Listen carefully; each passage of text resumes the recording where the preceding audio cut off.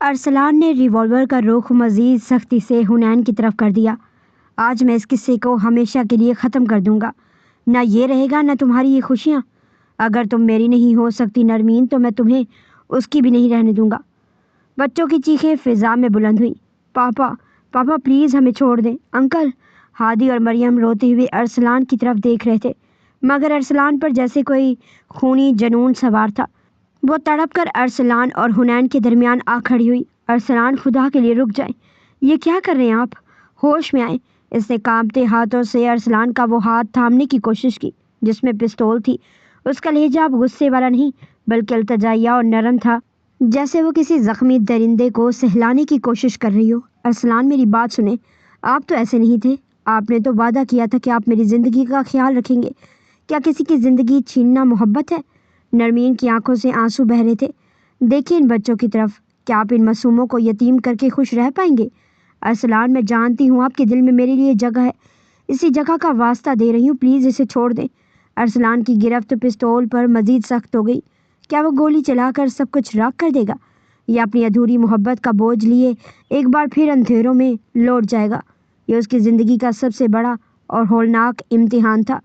حنین کا کاروبار ریت کی دیوار کی طرح گر رہا تھا۔ روزانہ نئے نقصانات، منسوخ ہوتے آرڈرز اور بینکوں کے نوٹس نے اسے پاگل کر دیا تھا۔ ایک شام وہ گھر آیا تو اس کا چہرہ کسی لاش کی طرح سفید تھا۔ اس نے بیگ صوفے پر پٹکا اور بالوں میں ہاتھ ڈال کر بیٹھ گیا۔ سب ختم ہو گیا نرمین، ہم سڑک پر آ گئے ہیں۔ حنین کی آواز میں شکست خوردگی تھی۔ نرمین نے تڑپ کر اس کا ہاتھ تھاما۔ حنین یہ سب اچانک کیسے ہو گیا؟ کوئی تو وجہ ہوگی۔ حنین نے سرخ آنکھوں سے نرمین کی طرف دیکھا۔ وجہ میں نہیں جانتا تھا، مگر آج مارکیٹ میں مجھے پتہ چلا کہ اس سب کے پیچھے ارسلان شاہ کا ہاتھ ہے۔ وہی شخص جسے ہم اپنا محسن سمجھ رہے تھے، وہ میری جڑیں کاٹ رہا ہے۔ پر کیوں؟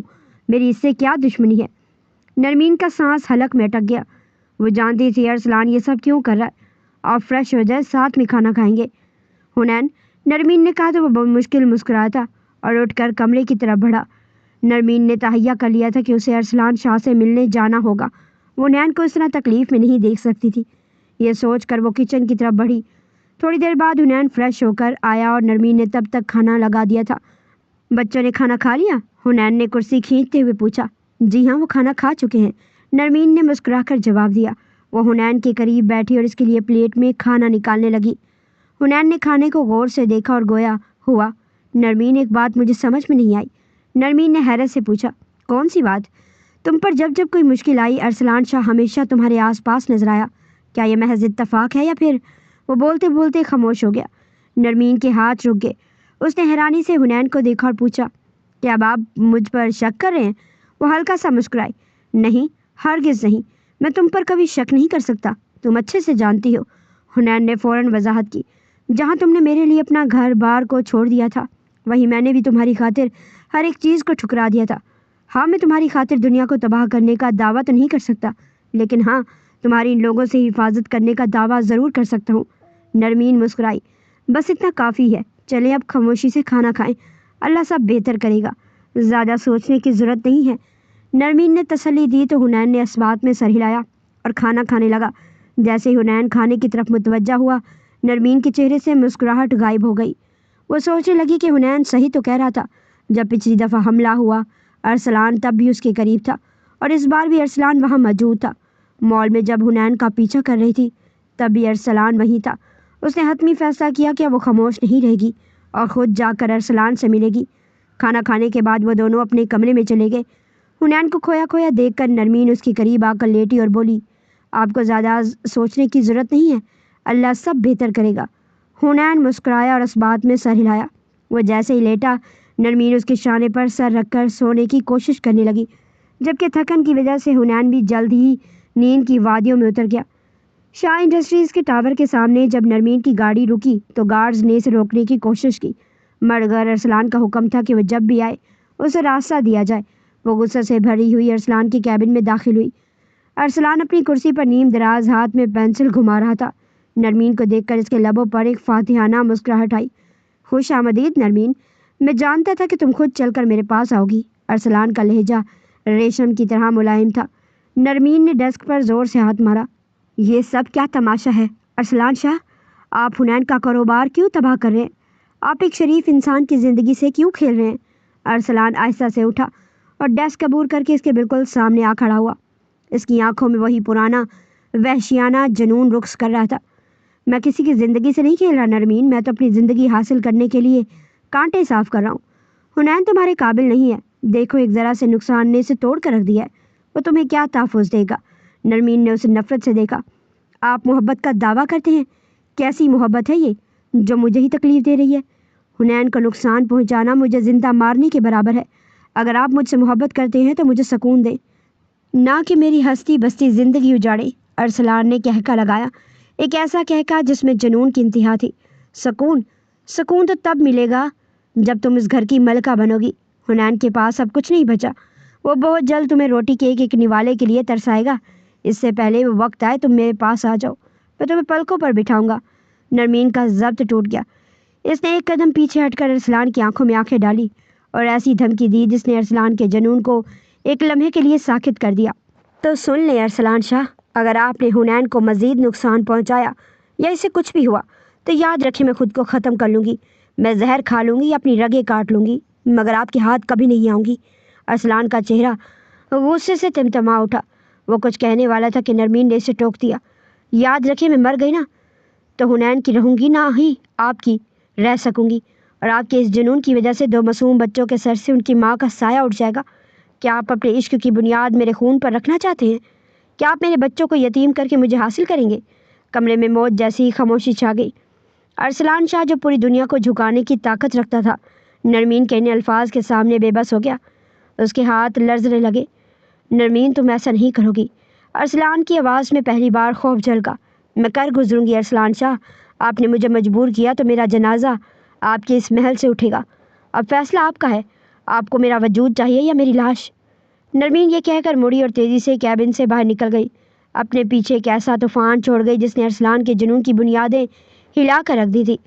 نرمین کے جانے کے بعد ارسلان نے غصے سے ڈیسک پر رکھی تمام چیزیں فرش پر گرا دی۔ نہیں، ایسا نہیں ہو سکتا، وہ خود کو نقصان نہیں پہنچا سکتی۔ وہ شیر کی طرح چکر کاٹنے لگا۔ اسے اپنی جیت ہار میں بدلتی ہوئی محسوس ہو رہی تھی۔ اس نے فون اٹھایا اور اپنے مینیجر کو کال کی۔ حنین کے خلاف تمام کارروائیاں فوراً روک دو، بینکوں سے کہو کہ اسے وقت دیں اور اس کے منسوخ شدہ آرڈرز بحال کرواؤ، ابھی کے ابھی۔ اس نے فون پٹکا اور صوفے پر گر گیا۔ اس کی آنکھوں میں آنسو تھے۔ وہ اس سے محبت کرتا تھا، وہ اسے مرتے ہوئے نہیں دیکھ سکتا تھا، مگر اس کے دل میں ایک اور عہد نے جنم لیا۔ ٹھیک ہے نرمین، میں اسے تباہ نہیں کروں گا، لیکن میں تمہیں حاصل کرنا بھی نہیں چھوڑوں گا۔ اگر تم محبت سے نہیں آؤ گی تو میں تقدیر کو اس طرح موڑوں گا کہ تمہیں خود میرے پاس پناہ لینی پڑے، مگر میں تمہیں مرنے نہیں دوں گا۔ تم صرف میری ہو، صرف میری۔ ارسلان شاہ کا جنون اب ایک نئی اور زیادہ خطرناک شکل اختیار کر چکا تھا۔ وہ اب حنین کو مٹا کر نہیں بلکہ اسے بے بس کر کے نرمین کو پانا چاہتا تھا۔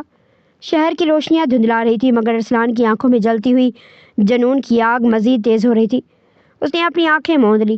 ایک عالی شان سفید محل تراشا ہوا جہاں سنگ مرمر کی سیڑھیاں چاندنی میں نہائی ہوئی محسوس ہو رہی تھی۔ فضا میں ایک مدھم اور سحر انگیز موسیقی گونج رہی تھی۔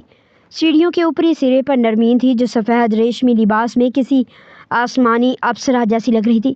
وہ دھیرے دھیرے نیچے آئی تو ارسلان نے والہانہ انداز میں اپنا ہاتھ اس کی طرف بڑھایا اور اسے ڈانس کی دعوت دی۔ نرمین نے اپنا نرم ہاتھ اس کے مضبوط ہاتھ میں دیا اور اگلے ہی لمحے وہ دونوں ایک ہی تال پر دھڑکتے دلوں کے ساتھ گھوم رہے تھے۔ ارسلان نے اسے اس قدر شدت سے اپنے حصار میں لیا کہ ان کے درمیان ہوا کا گزر بھی محال تھا۔ رقص کے دوران ارسلان کی نظریں اس کے چہرے سے ہٹ نہیں رہی تھی۔ اس نے جھک کر نرمین کے ماتھے پر ایک طویل اور گہرا بوسہ دیا، جیسے وہ اس کی روح پر اپنی ملکیت کی مہر ثبت کر رہا ہو۔ تم میری ہو نرمین، صرف میری۔ ارسلان نے اس کے کان میں سرگوشی کی جس کی بازگشت پورے محل میں سنائی دی، مگر جیسے ہی ارسلان نے اپنی آنکھیں کھولی وہ محل اور وہ رقص ہوا میں تحلیل ہو گئے۔ سامنے وہی آفس تھا جہاں سے وہ ابھی گئی تھی۔ اس نے ایک لمبا سانس لیا۔ ان تصورات کی مہک اب بھی اس کے ارد گرد موجود تھی۔ یہی وہ ادھورے خواب تھے جو اسے اس بے رنگ زندگی میں جینے کا حوصلہ دے رہے تھے۔ دن معمول کے مطابق گزرنے لگے تھے۔ اب ارسلان نے واپس اس سے رابطہ کرنے کی کوشش نہ کی تھی۔ آج نرمین نہ جانے کتنے دنوں بعد شاپنگ لے نکلی تھی۔ اب جا کر حنین کے حالات ٹھیک ہوئے تھے اور وہ دونوں ہر ٹینشن سے آزاد ہو گئے تھے۔ نرمین نے خود کو پرسکون کرنے کے لیے شاپنگ کا سوچا تھا۔ آج جیسے وہ شاپنگ مال آئی وہاں اس کا سامنا ایک بار پھر ارسلان شاہ سے ہوا۔ وہ اسے نظر انداز کرتی آگے بڑھنے ہی والی تھی کہ ارسلان اس کے راستے میں آیا۔ نرمین نے غصے سے اس کی آنکھوں میں جھانکا۔ اس کی آنکھوں میں ایک ایسی بے خودی تھی جو صرف جنون کی حدوں کو چھونے والے عاشقوں میں ہوتی ہے۔ ارسلان نے قدم بڑھائے، اس کا لہجہ لرز رہا تھا۔ نرمین دیکھو، میں نے حنین کے خلاف سب کچھ روک دیا ہے۔ تم کہو تو میں اپنی تمام دولت اس کے نام کر دوں، بس تم میری ہو جاؤ۔ میں تڑپ رہا ہوں نرمین، یہ دوری مجھے مار دے گی۔ وہ بالکل اس کے قریب آ گیا اور التجائی انداز میں ہاتھ پھیلائے۔ آس پاس کھڑے گارڈز نے حیرت سے ارسلان کو دیکھا، پھر افسوس سے سر جھکا لیا۔ وہاں سے گزرتا ہر انسان وہاں کھڑا ہو گیا تھا اور کانوں میں خسر پھسر کرنے لگے تھے۔ ارسلان کو اب اپنی عزت کا بھی خیال نہ رہا تھا۔ وہ محض نرمین کا ساتھ چاہتا تھا، اس کے لیے وہ کچھ بھی کر گزرنے کو تیار تھا۔ نرمین، بس ایک بار کہہ دو کہ تم میری ہو، میں تمہارے پیروں میں یہ کائنات رکھ دوں گا۔ نرمین کا چہرہ غصے سے تمتما رہا تھا۔ اس سے پہلے کہ ارسلان اور کچھ کہتا، نرمین نے اپنا ہاتھ ہوا میں لہرایا اور ایک بھرپور تھپڑ ارسلان کے چہرے پر دے مارا۔ وہاں تھپڑ کی گونج سنائی دی اور ارسلان کا سر ایک طرف جھک گیا۔ اپنی زبان کو لگام دے ارسلان شاہ، نرمین کی آواز میں زہر تھا۔ آپ کی ہمت کیسے مجھ سے ایسی بات کرنے کی؟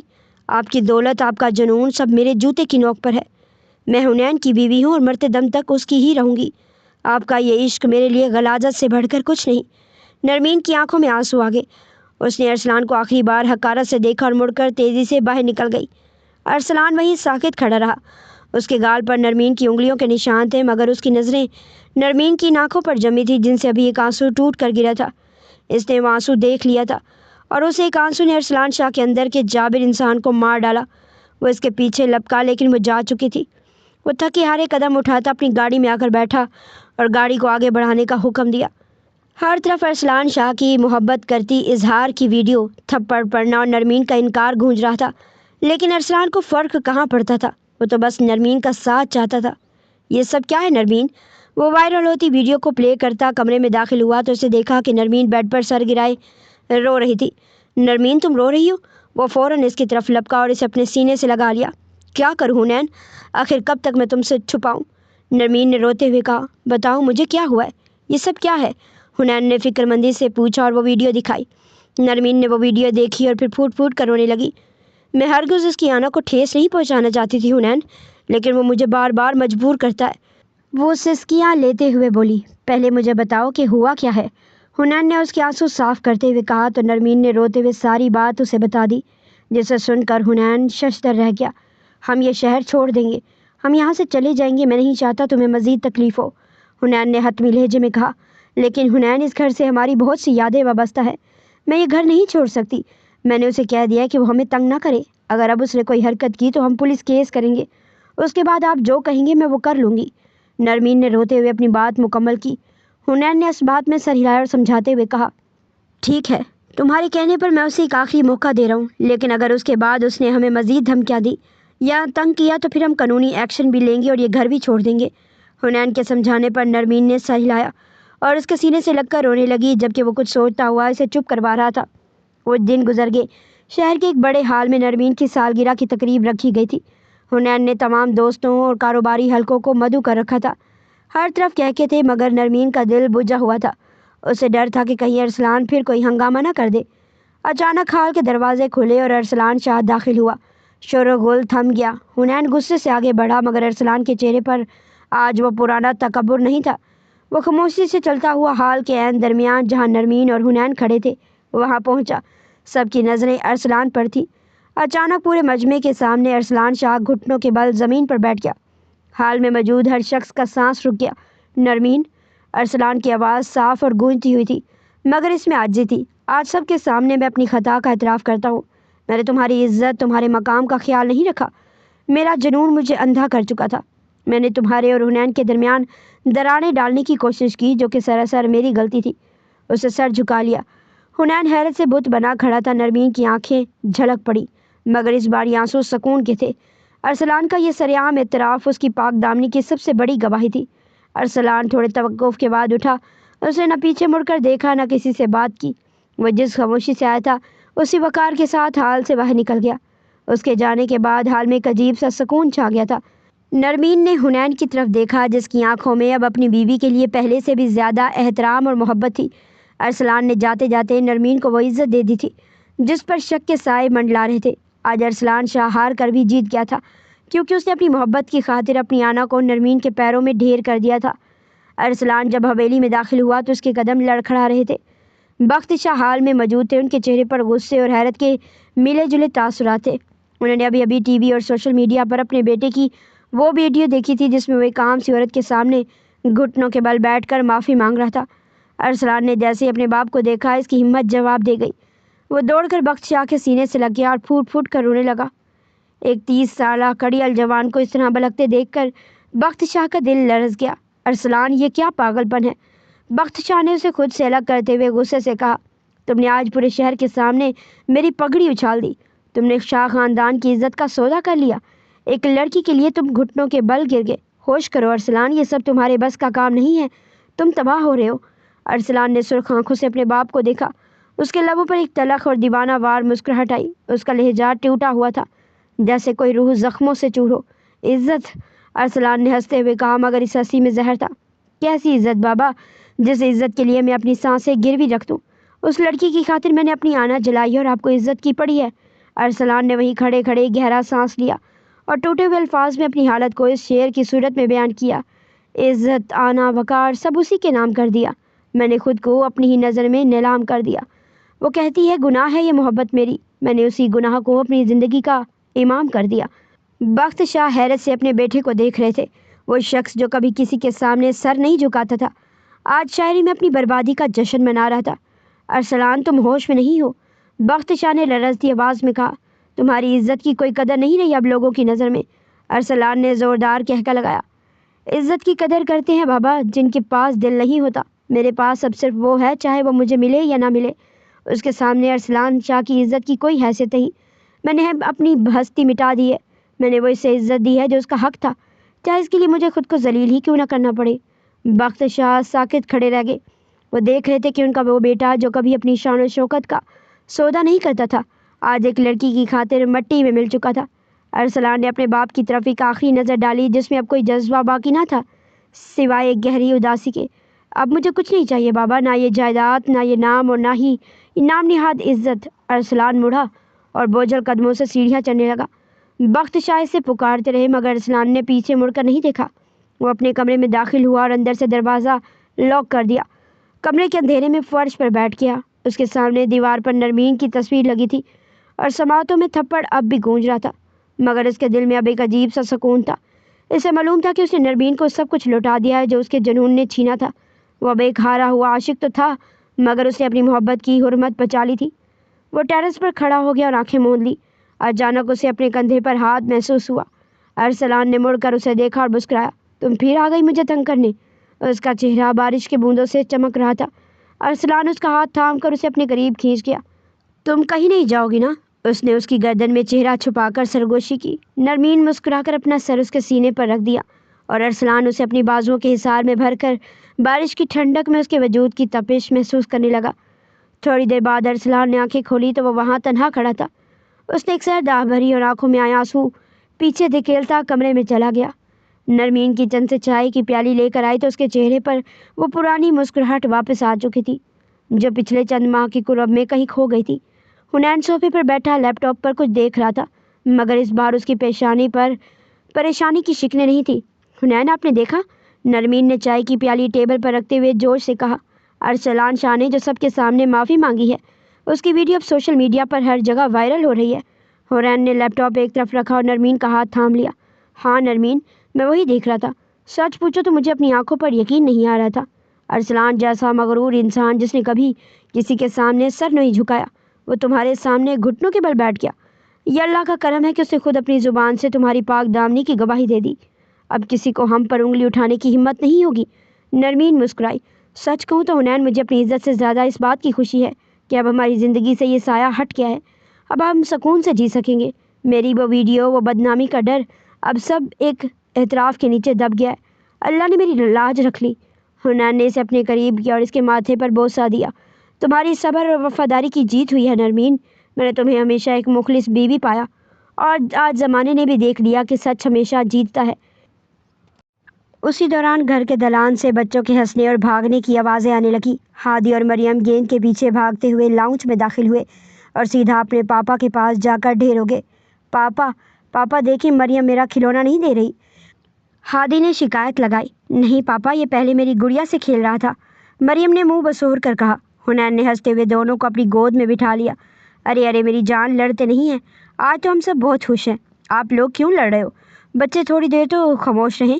پھر مریم نے اچانک نرمین کا دوپٹہ کھینچتے ہوئے ایک مطالبہ کر دیا۔ مما اب ہم نانی کے گھر جائیں گے، ہمیں نانی کی بہت یاد آ رہی ہے، پاپا پلیز ہمیں نانی کے گھر لے کر چلے نا۔ نانی کے گھر کا نام سنتے ہی نرمین کے چہرے پر چھائی خوشی ایک لمحے کے لیے ماند پڑ گئی۔ اسے وہ کڑوے الفاظ یاد آ گئے جو اس کے والد نے شادی کے وقت کہے تھے کہ اس گھر کے دروازے اب تم پر ہمیشہ کے لیے بند ہیں۔ اس نے ایک لمبا سانس لیا اور مریم کے بال سنوارنے لگی۔ بیٹا ابھی نانی کے گھر نہیں جا سکتے، نانی کہیں باہر گئی ہوئی ہیں، نرمین نے دبی آواز میں جھوٹ بولا۔ نہیں مما، آپ ہمیشہ یہی کہتی ہیں، نانی تو فون پر بھی بات نہیں کرتی۔ ہادی نے بھی احتجاج شروع کر دیا۔ ہمیں نانی کے پاس جانا ہے، ہمیں ان کے باغ میں کھیلنا ہے۔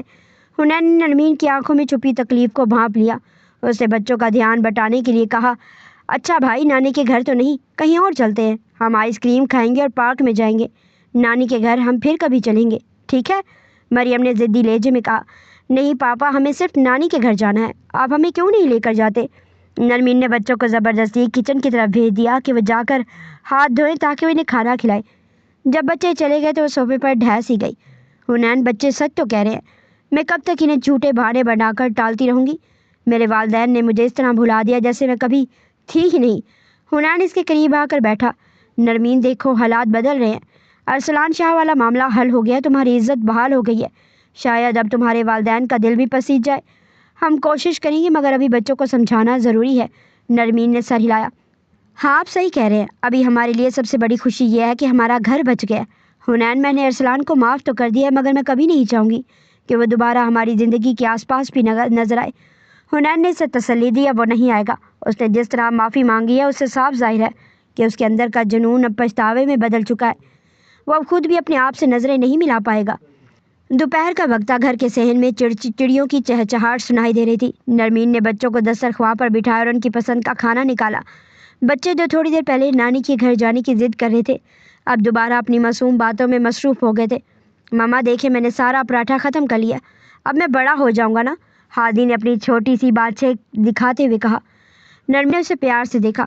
ہاں میرے بیٹے، تم بہت بڑے ہو جاؤ گے اور اپنے پاپا کی طرح بہادر بھی۔ وہ مسکرائی تو سب مسکرائے تھے۔ ارسلان شاہ کی معافی کو ابھی چند دن ہی گزرے تھے، شہر میں ہر طرف اس کی ظرف کے چرچے تھے، مگر ارسلان کے اندر کا طوفان تھمنے کی بجائے مزید وحشی ہو چکا تھا۔ اسے پل پل یہ احساس کھائے جا رہا تھا کہ اس نے بڑی محفل میں اپنی آنا کو نرمین کے پیروں میں ڈھیر کر دیا، مگر بدلے میں اسے کیا ملا؟ صرف تنہائی۔ اس کا جنون اب ایک نئی اور خطرناک شکل اختیار کر چکا تھا۔ شام کا وقت تھا، نرمین اور حنین اپنے بچوں ہادی اور مریم کے ساتھ کافی عرصے بعد ذہنی سکون کے لیے قریبی پارک آئے تھے۔ بچے جھولوں کی طرف بھاگ رہے تھے اور حنین نرمین کا ہاتھ تھامے گھوم رہا تھا۔ دیکھو نرمین، اب ارسلان ہماری زندگی سے نکل چکا ہے، اب ہمیں ڈرنے کی ضرورت نہیں، حنین نے نرمی سے کہا۔ نرمین نے گہرا سانس لیا۔ کاش ایسا ہی ہو حنین، مگر مجھے اس خاموشی سے ڈر لگتا ہے۔ ابھی اس کے الفاظ پورے بھی نہیں ہوئے تھے کہ پارک کے گیٹ پر ایک کالی تیز رفتار گاڑی آ کر رکی۔ ٹائروں کے رگڑنے کی آواز نے سب کو چونکا دیا۔ گاڑی سے ارسلان شاہ برآمد ہوا۔ اس کا حلیہ بکھرا ہوا تھا، آنکھیں خون آلود تھی اور ہاتھ میں ایک چمکتی ہوئی ریوالور تھی۔ ارسلان نے سیدھا حنین کی طرف رخ کیا۔ پارک میں موجود لوگ سہم کر پیچھے ہٹ گئے۔ ارسلان نے جیسے ہی پستول تانی، مریم اور ہادی چیختے ہوئے اپنے باپ سے لپٹ گئے۔ ارسلان، یہ کیا بدتمیزی ہے؟ تم نے تو سب کے سامنے معافی مانگی تھی۔ حنین کی آواز خوف اور بے یقینی سے لرز رہی تھی۔ معافی؟ ارسلان نے ایک وحشیانہ کہکا لگایا، ایسی ہنسی جس نے پارک میں موجود پرندوں کو بھی اڑنے پر مجبور کر دیا۔ وہ معافی نہیں تھی، وہ تو میری محبت کا آخری امتحان تھا۔ میں نے سوچا شاید میری عاجزی نرمین کو پگھلا دے گی، شاید نرمین میری تڑپ کو سمجھ کر میری طرف لوٹ آئے گی، مگر نرمین، تم تو اس بزدل کی باہوں میں پکنک منا رہی ہو۔ ارسلان نے ریوالور کا رخ مزید سختی سے حنین کی طرف کر دیا۔ آج میں اس قصے کو ہمیشہ کے لیے ختم کر دوں گا، نہ یہ رہے گا نہ تمہاری یہ خوشیاں۔ اگر تم میری نہیں ہو سکتی نرمین تو میں تمہیں اس کی بھی نہیں رہنے دوں گا۔ بچوں کی چیخیں فضا میں بلند ہوئی۔ پاپا پاپا پلیز ہمیں چھوڑ دیں انکل۔ ہادی اور مریم روتے ہوئے ارسلان کی طرف دیکھ رہے تھے، مگر ارسلان پر جیسے خونی جنون سوار تھا۔ وہ تڑپ کر ارسلان اور حنین کے درمیان آ کھڑی ہوئی۔ ارسلان، خدا کے لیے رک جائیں، یہ کیا کر رہے ہیں آپ؟ ہوش میں آئیں۔ اس نے کانپتے ہاتھوں سے ارسلان کا وہ ہاتھ تھامنے کی کوشش کی جس میں پستول تھی۔ اس کا لہجہ اب غصے والا نہیں بلکہ التجائیہ اور نرم تھا، جیسے وہ کسی زخمی درندے کو سہلانے کی کوشش کر رہی ہو۔ ارسلان میری بات سنیں، آپ تو ایسے نہیں تھے، آپ نے تو وعدہ کیا تھا کہ آپ میری عزت کا خیال رکھیں گے۔ کیا کسی کی زندگی چھیننا محبت ہے؟ نرمین کی آنکھوں سے آنسو بہ رہے تھے۔ دیکھیں ان بچوں کی طرف، کیا آپ ان معصوموں کو یتیم کر کے خوش رہ پائیں گے؟ ارسلان میں جانتی ہوں آپ کے دل میں میرے لیے جگہ ہے، اسی جگہ کا واسطہ دے رہی ہوں، پلیز اسے چھوڑ دیں۔ ارسلان کی گرفت پستول پر مزید سخت ہو گئی۔ نہیں نرمین، پیار محبت کی باتیں اب ختم ہو چکی۔ اس تڑپ نے مجھے صرف یہ سکھایا کہ چھین لینا ہی حق ہے۔ میں اسے مار دوں گا اور پھر تم میری۔ وہ دھاڑا۔ حنین جو اب تک صدمے کی حالت میں تھا، ارسلان کے اس جنون کو دیکھ کر ششدر رہ گیا۔ اس کی آنکھوں میں اب صرف خوف نہیں تھا بلکہ گہرا افسوس تھا۔ وہ سوچ رہا تھا کہ کوئی انسان کسی دوسرے کی خاطر اس حد تک کیسے گر سکتا ہے؟ کوئی محبت کے نام پر اتنا وحشی کیسے ہو سکتا ہے؟ حنین نے ارسلان کی آنکھوں میں جھانکا۔ وہاں اسے صرف آگ نظر آئی۔ وہ حیرت زدہ تھا کہ ارسلان جیسا طاقتور شخص ایک عورت کی توجہ پانے کے لیے اپنی پوری ہستی، اپنی عزت، اپنا مستقبل داؤ پر لگا چکا تھا۔ ارسلان شاہ، حنین نے دبی مگر ہمت بھری آواز میں کہا، تم جیت گئے ہو۔ تم نے ثابت کر دیا کہ تمہارا جنون میری محبت سے زیادہ طاقتور ہے۔ لیکن یاد رکھنا، اگر تم نے مجھے مار بھی دیا تو نرمین کے دل میں میرے لیے محبت اور تمہارے لیے صرف نفرت باقی رہے گی۔ کیا تم نفرت کے ساتھ جینا چاہتے ہو؟ ارسلان کا ہاتھ لرزنے لگا۔ نرمین کی نرم آواز اور حنین کے ان تلخ الفاظ نے اس کے جنون کے قلعے میں دراڑیں ڈالنا شروع کر دی۔ وہ کبھی نرمین کو دیکھتا، کبھی بچوں کے سہمے ہوئے چہروں کو، اور کبھی حنین کو۔ پارک میں خاموشی اتنی گہری تھی کہ دور چلتی ہواؤں کی سرسراہٹ بھی سنائی دے رہی تھی۔ ارسلان شاہ کے ایک فیصلے پر 4 زندگیاں لٹکی ہوئی تھی۔ نرمین کا سانس رک گیا تھا۔ اسے معلوم تھا کہ ارسلان اس وقت آپے سے باہر ہے۔ وہ بھاگتی ہوئی آئی اور ارسلان کے سامنے کھڑے ہونے کی بجائے اپنی تمام تر غیرت اور آنا کو ایک طرف رکھ کر اس کے قدموں میں بیٹھ گئی۔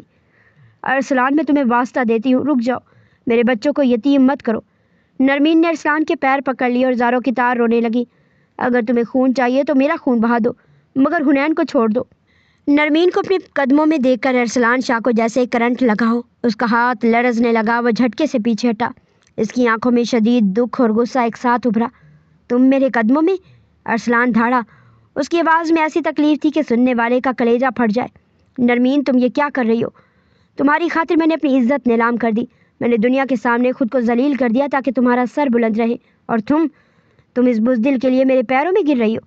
ارسلان نے اسے کندھوں سے پکڑ کر زبردستی اٹھایا اور اسے جھنجھوڑتے ہوئے بولا، میں یہاں تمہاری عزت بحال کروانے کے لیے لڑ رہا ہوں۔ میں دنیا کو تباہ کر دینے کے لیے تیار کھڑا ہوں تاکہ تمہیں کوئی میلی آنکھ سے نہ دیکھے، اور تم میری دی ہوئی عزت کو اس طرح مٹی میں ملا رہی ہو۔ تم اس کی زندگی کی بھیک مانگ کر مجھے نیچا دکھا رہی ہو۔ نرمین کی آنکھوں سے آنسو رک نہیں رہے تھے۔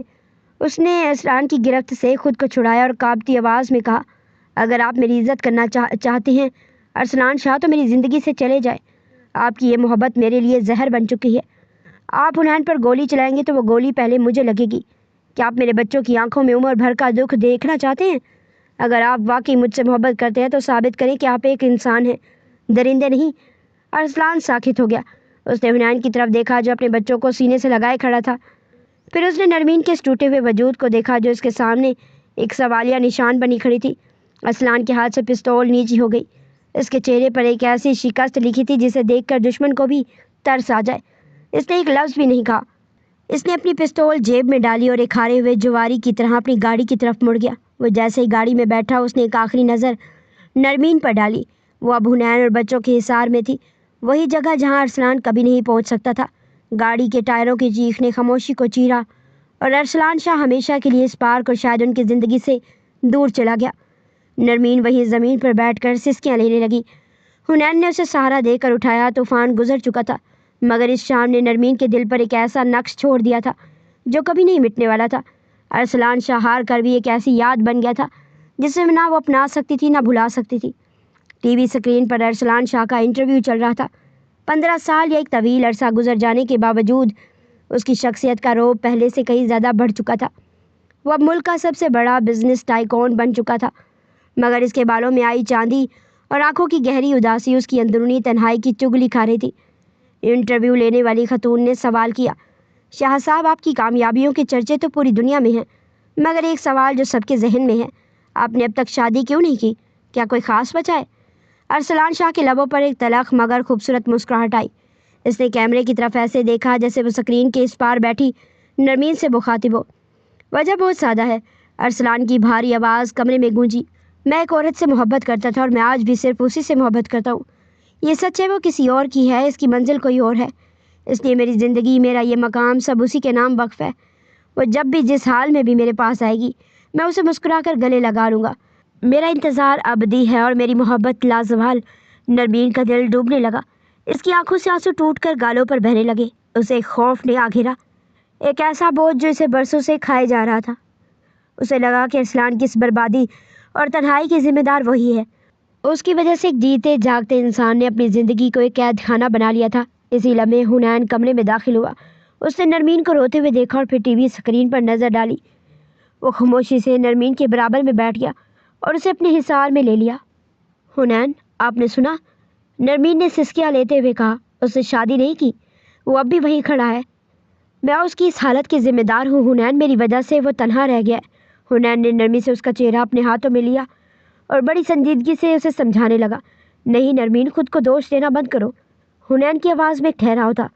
یہ تمہاری وجہ سے نہیں ہو رہا، یہ ارسلان کا اپنا فیصلہ ہے، اس کا اپنا انتخاب ہے۔ ہر انسان اپنی محبت کو نبھانے کا ایک طریقہ رکھتا ہے۔ اگر اس نے اسے اپنی طاقت بنا لیا ہے اور وہ اسے ادھورے پن میں خوش ہے تو اس میں تمہارا کوئی قصور نہیں۔ تم نے اپنی وفاداری نبھائی اور اس نے اپنا جنون۔ حنین نے اسے مزید قریب کرتے ہوئے کہا، تم نے اسے اپنی زندگی سے نکال کر اسے ایک موقع دیا تھا کہ وہ آگے بڑھے، مگر اس نے اسی یاد کے ساتھ جینے کو ترجیح دی، اس لیے خود کو ملامت نہ کرو۔ اللہ ہر ایک کے دل کا حال بہتر جانتا ہے۔ نرمین نے حنین کے شانے پر سر رکھ دیا۔ اسے محسوس ہوا کہ حنین صحیح کہہ رہا تھا۔ محبت کبھی مکمل ہوتی ہے اور کبھی ادھوری رہ کر بھی لازوال بن جاتی ہے۔ ارسلان شاہ کا جنون اب ایک ایسی منزل پر تھا جہاں اسے پانے کی خواہش نہیں تھی، صرف چاہنے کا مان باقی تھا۔ ٹی وی اسکرین اب دھندلا چکی تھی مگر نرمین کے دل کا غبار جھڑ چکا تھا۔ اس نے گہرا سانس لیا اور اپنے شوہر اور بچوں کی اس چھوٹی سی مکمل دنیا میں دوبارہ پناہ لے لی، جہاں اب کوئی خوف نہیں تھا، صرف ایک خاموش دعا تھی ارسلان شاہ کے سکون کے لیے۔